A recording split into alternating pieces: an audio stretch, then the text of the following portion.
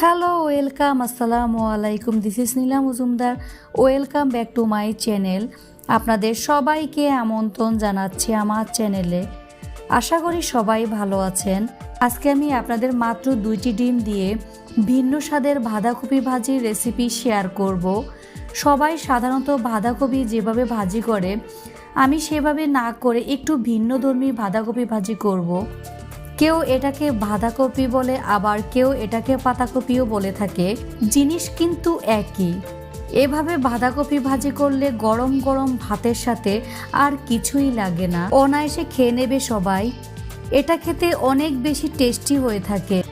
ভাত কিংবা রুটির সাথে খেতে পারেন। কথা না বাড়িয়ে চলে যাচ্ছি মূল রেসিপিতে। এই রেসিপিটি তৈরি করার জন্য প্রথমে আমি চুলায় একটি প্যান বসিয়ে একটি ছোট সাইজের বাঁধাকপি কুচি করে দিয়ে দিচ্ছি। যতটা সম্ভব বাঁধাকপি কুচি করে নিতে হবে। অনেক মজা করে ভাজিটি করার চেষ্টা করব। এখন বাঁধাকপি সিদ্ধ করে নেব। এখন ঢাকনা দিয়ে ঢেকে দিচ্ছি 5 মিনিটের জন্য।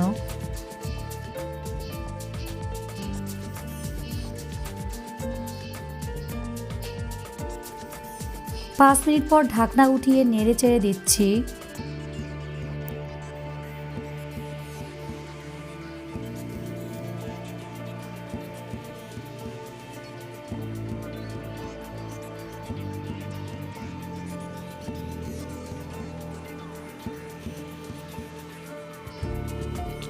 আবারও ঢাকনা দিয়ে ঢেকে দেব।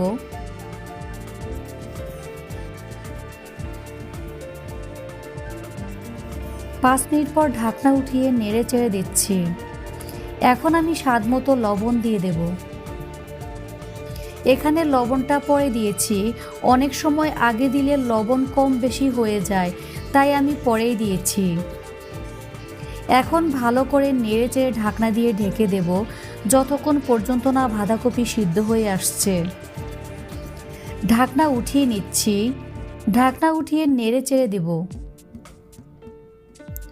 বাঁধাকপি সিদ্ধ হয়ে গিয়েছে। এ সময় খেয়াল রাখতে হবে বাঁধাকপি যেন নিচে লেগে না যায়, তাহলে খেতে ভালো লাগবে না। পানি শুকিয়ে গেছে। এখন চুলা থেকে নামিয়ে নেব। এখন বাঁধাকপি ভাজি করব, তাই গ্যাস অন করে চুলায় একটি প্যান বসিয়ে 2 টেবিল চামচ পরিমাণ রান্নার তেল দিয়ে দিচ্ছি। ভাজি করার জন্য তেলটা একটু বেশি লাগে। তেল গরম হয়ে আসলে আমি একটি বড় সাইজের রসুন কুচি করে দিয়ে দিচ্ছি। 1 মিনিটের মতো নেড়ে চেড়ে ভেজে নেব।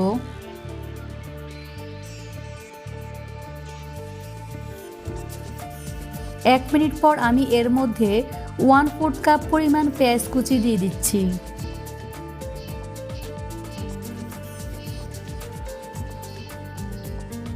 এখন ভালোভাবে নেড়ে চেড়ে 1 মিনিটের মতো ভেজে নেব। এখন আমি এর মধ্যে 1/2 চা চামচ পরিমাণ আদা রসুন বাটা দিয়ে দিচ্ছি।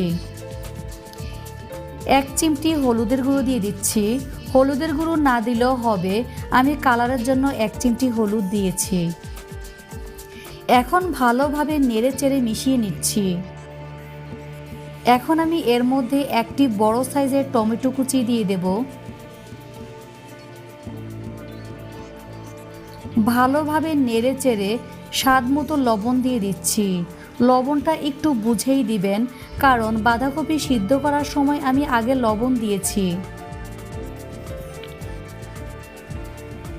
এখন আমি এর মধ্যে 7 থেকে 8টি কাঁচামরিচ ফালি করে দিয়ে দিচ্ছি। কিছুক্ষণ নেড়ে চেড়ে টমেটো নরম করে নিতে হবে।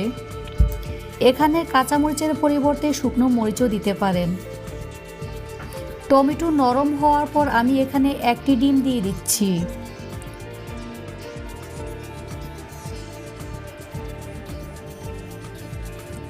ভালোভাবে নেড়ে চেড়ে নিচ্ছি।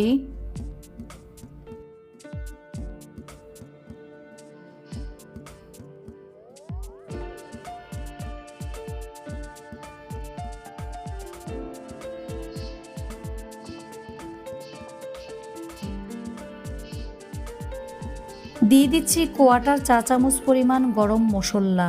গরম মশলা না চাইলে নাও দিতে পারেন, তবে গরম মশলাটা দিলে বাঁধাকপির টেস্ট ভালো আসে। এখন আমি এর মধ্যে 1 কাপ পরিমাণ পেঁয়াজ পাতা কুচি দিয়ে দিচ্ছি। শীতের সিজনে পেঁয়াজ পাতা খুব বেশি পাওয়া যায়, আমার খুবই ভালো লাগে যে কোনো ভাজির সাথে পেঁয়াজ পাতা। আপনারা পছন্দ না করলে স্কিপ করতে পারেন। এখন খুব ভালো করে ভেজে সিদ্ধ করা বাঁধাকপি দিয়ে দিচ্ছি। এখন খুব ভালোভাবে নেড়ে চেড়ে সবগুলো উপকরণ মিশিয়ে নিচ্ছি।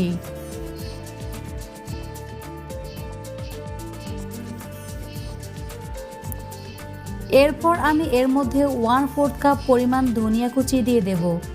ধনিয়া পাতা যে কোনো ভাজির সাথে দিলে খেতে খুবই ভালো লাগে। যারা পছন্দ করেন না তারা স্কিপ করতে পারেন, তবে ধনিয়া পাতা দিলে খেতে খুবই ভালো লাগে। 5 থেকে 7 মিনিটের মতো ভেজে নেব। ভাজা হয়ে গিয়েছে, এখন আমি চুলা অফ করে দিচ্ছি। এরপর পরিবেশনে চলে যাব। এই ভাজিটি ভাত, রুটি, পরোটা কিংবা লুচির সাথে খেতে খুবই ভালো লাগে। আশা করছি আজকের রেসিপিটি আপনাদের কাছে ভালো লেগেছে এবং সহজ লেগেছে। ভিডিওটি ভালো লাগলে প্লিজ আমার চ্যানেলটি সাবস্ক্রাইব করে পাশে থাকা বেল আইকনটি ক্লিক করে রাখবেন। খুব শীঘ্রই হাজির হয়ে যাব নতুন আরেকটি রান্নার ভিডিও নিয়ে। ভালো থাকবেন, সুস্থ থাকবেন এবং আমার জন্য দোয়া করবেন। কিপ ওয়াচিং নীলা মজুমদার রান্নাঘর। আল্লাহ হাফেজ।